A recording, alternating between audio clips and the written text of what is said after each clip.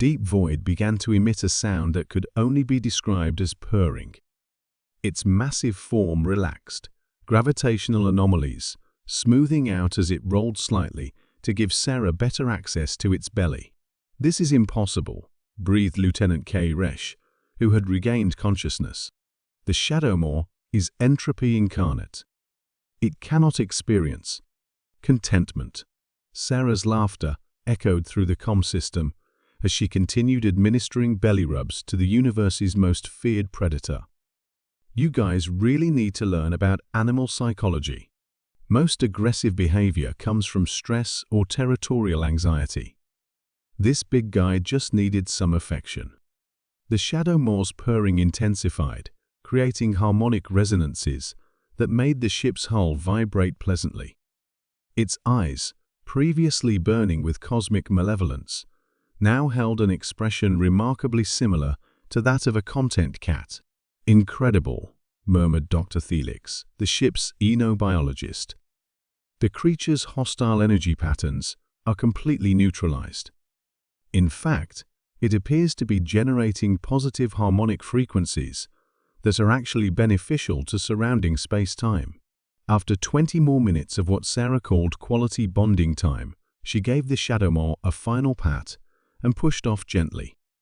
The creature watched her retreat with what could only be described as affection, then slowly turned and glided away into the cosmic deep, but not before letting out one last universe-shaking purr. Back aboard the ship, Sarah removed her helmet and found herself surrounded by staring aliens. "How?" asked Commander Zixtal simply. Sarah grinned. "Back on Earth, we have a saying, every good boy just needs belly rubs. Apparently, that holds true across the galaxy." As the galactic harmony resumed its course, the crew made a note in their cultural database.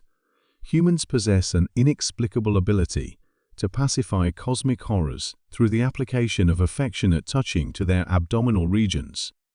This behavior should be studied further, though volunteer researchers are currently unavailable.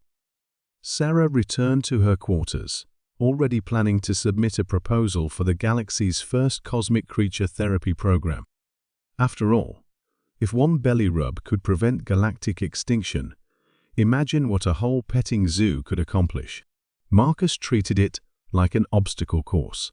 He rolled under energy blasts, vaulted over pit traps, and somehow anticipated the timing of every hazard with uncanny precision.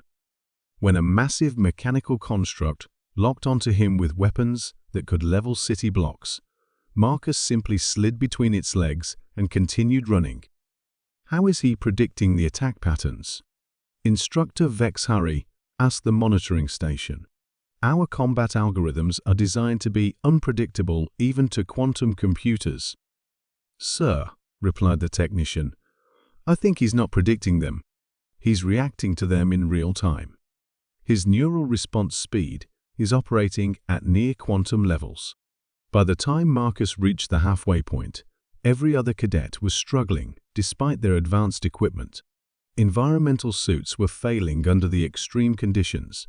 Shields were overloading from constant bombardment, and several students had been forced to activate emergency extraction protocols. Marcus paused at a water station, one of the few safe zones in the course, and took a casual drink while checking an analog wristwatch. "On schedule," he muttered to himself. The final section was designed to be impossible without the most advanced protective systems the Academy could provide.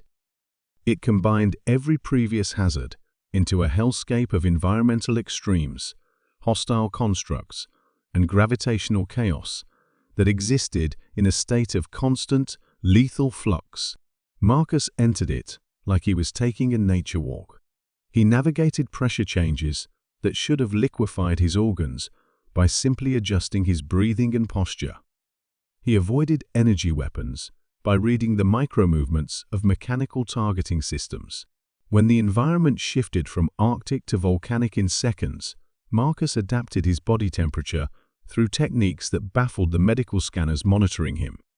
47 minutes after entering the course, Marcus Chen emerged from the extraction point, slightly sweaty but otherwise completely intact.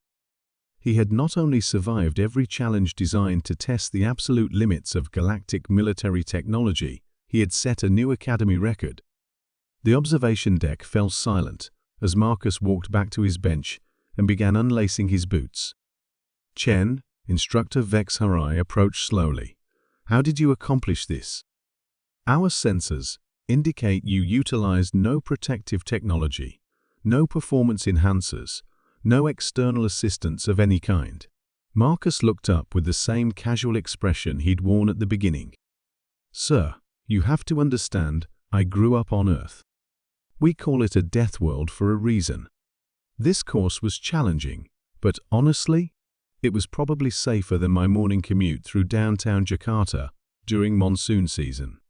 He stood up and headed toward the exit. "Same time tomorrow for advanced combat training?" As Marcus left, the remaining cadets stared after him in stunned silence.